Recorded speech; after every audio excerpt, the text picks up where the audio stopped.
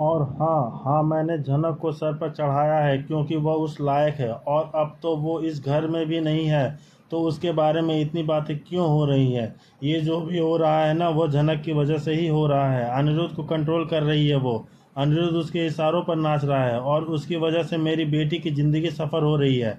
मुझे तो यकीन नहीं हो रहा है कि उसने ऐसा किया। इतना सब हो जाने के बाद भी टिकट्स बुक हो चुकी है। उसके ऑफिस में तो हंगामा हो गया होगा। यह इतना अनप्रोफेशनल, इतना इरिस्पॉन्सिबल, इतना बड़ा रिस्क लिया उसने, कंपनी को क्या जवाब देगा। सब जानबूझ के कर रहा है। क्या इंसान प्यार में कुछ भी कर सकता है अंकल? और यह बात आपका बेटा तो बहुत अच्छे से समझता है, उससे पूछ लीजिएगा। और अब अर्शी अपना झूठा प्यार का नाटक करके सबको, यह सबके सामने अब भी हनी के ऊपर ही शक की सुई अटका हुआ है। और यह तो केस तो लैला मजनू का है। हनी को अपनी बीवी की फिक्र ही नहीं, और कंपनी से कुछ लेना देना नहीं, अपना परिवार की सलाह नहीं लेता, सिर्फ एक इंसान की सुनता है, और वो इंसान है उसकी लैला। आज इतना तो क्लियर हो ही गया है कि मुझे तो प्लीज़ आप अपने लॉजिक से ना मुझे और बेवकूफ़ बना नहीं सकते। हाँ आशा, आरसी आओ, जल्दी से सामान पैक करो करो सृष्टि। आप सही अर्शी को सच में ले जाना चाहती हो तो और क्या करूंगी तनुजा। हाँ आप, अगर आपकी बेटी मेरी बेटी की जगह होती तो आप क्या करती। हाँ, इतना सब होने के बाद भी आप अपनी बेटी को ससुराल में रहने देती। और एक बात बताइए, क्या इसके पास कुछ खाने के लिए नहीं है? इसका घर नहीं है क्या? रोटी नहीं है खाने के लिए? तनुजा को अर्शी और सृष्टि की बातों पर ज़्यादा विश्वास है, पर वह कुछ बोल क्यों नहीं पाते अपने ही बेटे के पक्ष में। तो फिर जो क्यों हो रहा है वो गलत हो रहा है। क्या जवाब दीजिए सृष्टि, सच कह रही हो तो पास एक शब्द नहीं है जो मैं कुछ कह सकूं। अब जो हरकत मेरे बेटे की वजह से हुई है, और जो बेटा मेरे मेरे बेटे ने जो भी किया है, मैं उससे बहुत ज़्यादा शर्मिंदा महसूस कर रही हूँ। क्या फ़ायदा मैं आपके शर्मिंदा होने से? क्या हो जाएगा आंटी? सुबह एक बार अनी से फ़ोन करके पूछो तो, क्या उसका सही में सच में तबीयत खराब है? क्योंकि हाँ, हम अनी को कुछ दिनों से देख रहे हैं कि उसका तबीयत थोड़ा सा डिस्टर्ब लग रहा है, उसका चेहरा उतरा हुआ लग रहा है। उसकी ज़िंदगी में इतना जो उथल पुथल चला है, इतना जो उथल पुथल मचा हुआ है, उसकी वजह से हो सकता है उसकी तबीयत खराब हो चुकी हो। तो कुछ दिनों से वह बीमार भी लग रहा था। हम लोगों ने इस बारे में बात भी की थी ना। मासीमा प्लीज़, अनिरुद्ध बीमार है, अनिरुद्ध बीमार है, यह बहाना मत दीजिए। अब अनिरुद्ध बीमार नहीं है, और अब तो सृष्टि अपनी सीमा ही लांघ चुकी है, और माँ के साथ भी वह किसी की नहीं सुनने वाली। अनिरुद्ध उदास है, झनक से दूर जाना पड़ रहा था ना, इसलिए उदास था। वह बीमार नहीं है, इसलिए अंदर ही अंदर उसने यह प्लान रचाया था ताकि उसका जाना कैंसिल हो जाए। और आइए अर्शी, यह आइडिया भी उसने जो झनक नहीं दिया होगा। अर्शी, तुम मेरे साथ चलोगी या नहीं?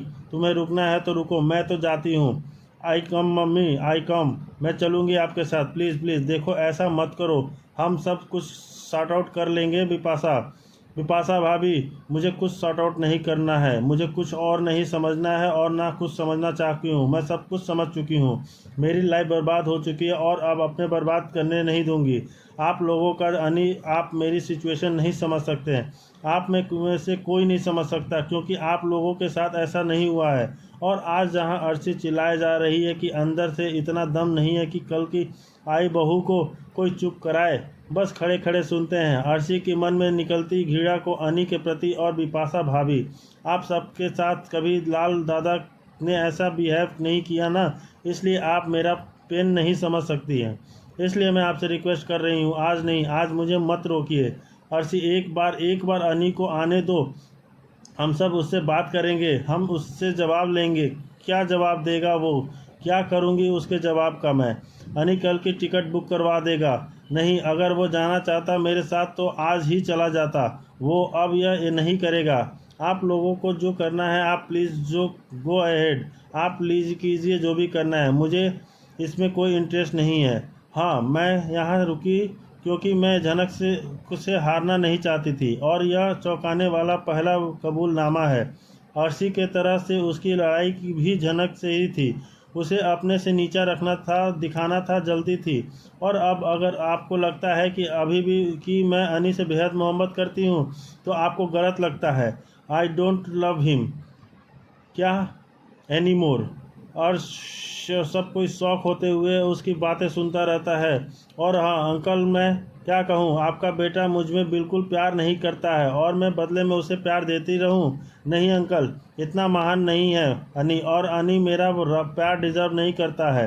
अब तो अर्शी अपनी तरफ से दोनों बातों को ही साफ कर दी है सबके सामने, और पूरा बोस परिवार इस वक्त सदमे में। मतलब अर्शी अब तक यह सब सिर्फ बदले के भावना से कर रही थी अनी के साथ। जब उसे पता था कि वह सिर्फ और सिर्फ झनक से प्यार करता था, तभी वह उसे बांध कर रखना चाहती थी, प्यार का ढोंग रचा रही थी।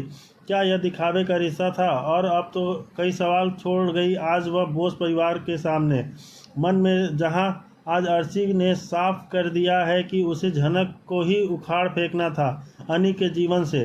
पर यह मुमकिन नहीं हुआ। आगे भी देखते रहिए अर्शी और कौन कौन सी बातें बोलती है और निर्णय लेती है अपने और अनी के रिश्ते को लेकर।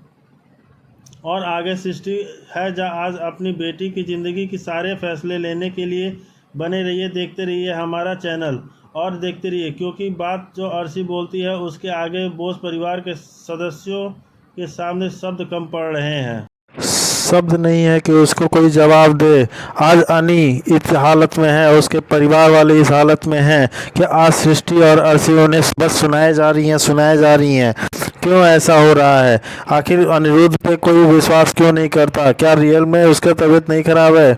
और ये सब देखते हुए अर्शी और उसकी माँ सिर्फ उससे बदला ले रही हैं, सिर्फ अनी और जनक को नीचा दिखाने के लिए वैसा कर रही हैं कि बस अनी और उसको जो अलग कर दिया जाए। और अब पता नहीं क्या अर्शी सोचती है और किस बात का बदला ले रही है जनक से। आखिर जनक ने तो उसको सौर जी को सौंप ही दिया है, लेकिन सृष्टि जो है वो सबसे इतनी गंदी और चंडाल है औरत है कि मैं क्या कहूँ। अब तो वो अपनी बेटी का ही घर उजाड़ने पे तुली हुई है। अपना घर तो बचा नहीं सकती है, लेकिन अपनी बेटी का घर उजाड़ रही है। लेकिन क्या किया जाए, अर्शी भी तो वही है, वो भी सिर्फ जनक को नीचा दिखाने के लिए और उसको अलग करने के लिए अनी से क्या नहीं कर रही है। आखिर उसने कबूल ही लिया कि उसको अनी से प्यार नहीं है, वो बस झनक को नीचा दिखाने के लिए उससे साथ रह रही है, उसका ज़बरदस्ती का रिश्ता निभा रही है। बस उसको अलग करना चाहती है झनक से, ताकि वो झनक से दूर हो जाए और उसको ये महसूस हो जाए कि हाँ उसने अनी को और जनक को अलग कर दिया। जनक चाहे जो कर ले, अर्शी चाहे जो कर ले, चाहे सृष्टि जो कर ले, होना वही है जो भगवान को मंजूर होगा।